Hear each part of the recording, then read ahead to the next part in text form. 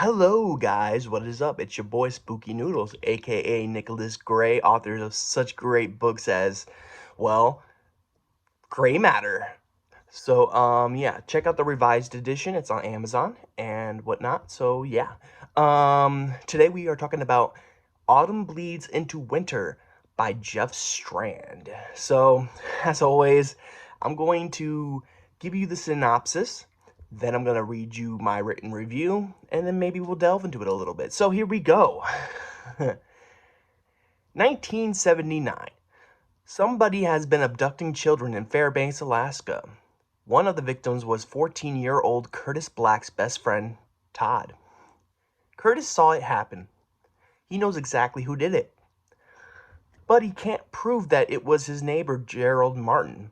The authorities find no evidence of the crime. There's nothing they can do. So, he's going to confront Mr. Martin himself. And this is just the beginning of the terrifying story. From the author of Pressure and My Pretties comes a nerve-wracking coming-of-age thriller. Yes. So, I'll give you my written review here, and then we'll move on. So here we go. Wow, wowee, wowzers. This right here is a top-tier coming-of-age story, folks. This story is written in the first person. It is about Curtis, who has an issue on his hands. He has a serial killer watching over him.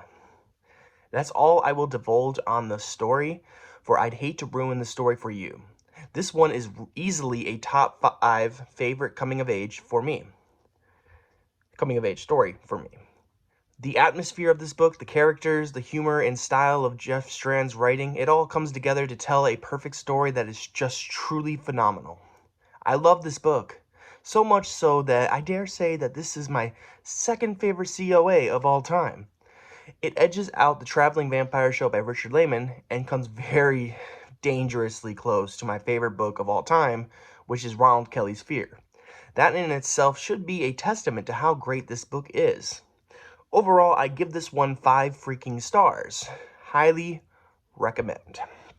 So yeah, this is about Curtis, and he's a chubby kid, and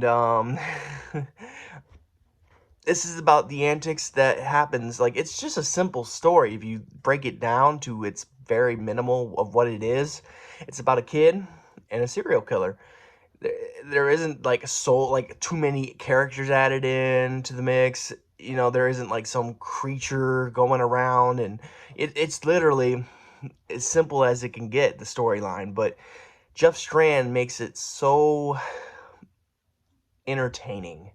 And yeah, I really love this book. This is my second favorite book, coming of age book of all time.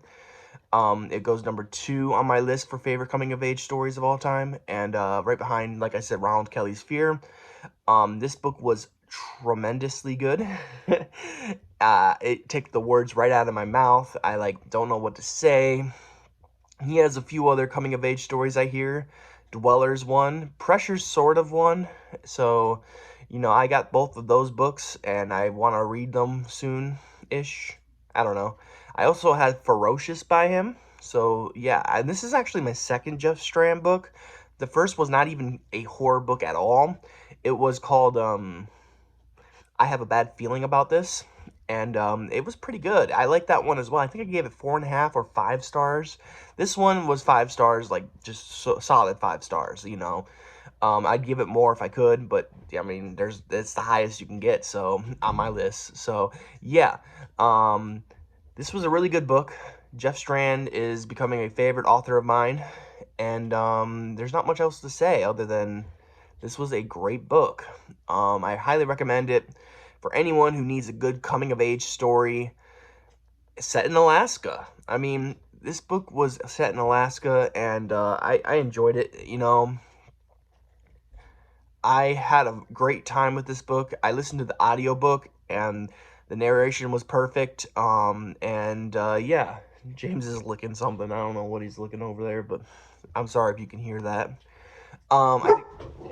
So I'm going to end the video now because Lula's about to bark. So I hope you guys are having a great day. I hope you have a spooky night, and I'll catch you in the next video. Peace out.